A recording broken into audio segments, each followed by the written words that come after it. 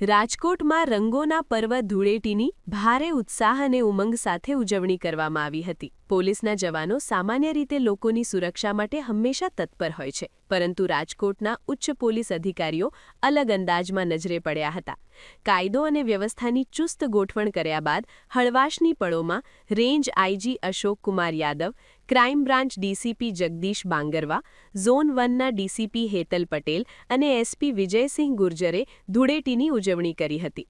અધિકારીઓએ અબીલ ગુલાલ ઉડાડીને પર્વની ખુશીઓ વહેંચી હતી અને સાથે જ રાજકોટની જનતાને શાંતિપૂર્વક તહેવાર ઉજવવા તથા કાયદો જાળવવા અપીલ પણ કરી હતી। આજે ધૂળેટી અને હોળીના ખૂબ સરસ તહેવાર ઉપર તમામ લોકોને ખૂબ ખૂબ શુભેચ્છા પાઠવું છું। તમામ લોકોના જીવનમાં શાંતિ, ઉમંગ અને ખૂબ જ સુરક્ષા થાય એ પ્રકારની બધાને મનોકામના કરું છું।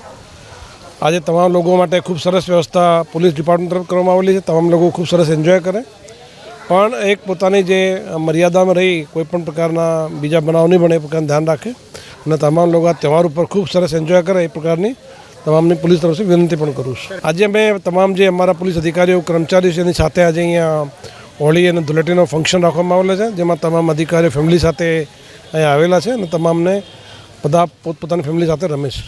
આજે રાજકોટ સિટી, રાજકોટ ગ્રામ્ય, રાજકોટ રેન્જ બધા પોલીસ પરિવારો જે છે પોતાને સાથે મળી અને હોળીનો તહેવાર, આ રંગોનો તહેવાર ઉજવી રહ્યા છે। મોટાભાગે એવું હોય છે કે પોલીસ જે છે જુદા જુદા તહેવાર હોય કે કંઈ પણ એવી ઇવેન્ટ હોય તો એ પેટ્રોલિંગમાં કે કાયદો વ્યવસ્થા જાળવવામાં પોતપોતાના ફિલ્ડમાં હોય છે। આ એક માત્ર એવો તહેવાર છે, રંગોનો તહેવાર, કે જે સાથે મળી અને પોલીસ પરિવાર પોતે શાંતિથી ઉજવી રહ્યો છે। લોકોને ખાસ એ સંદેશો આપીશું કે અસામાજિક તત્વો જે છે કે પછી કોઈ આવી રીતે કલરના બહાને, પાણી ઉડાવવાના બહાને કોઈને ડિસ્ટર્બ ના કરે, છેડતી ના કરે।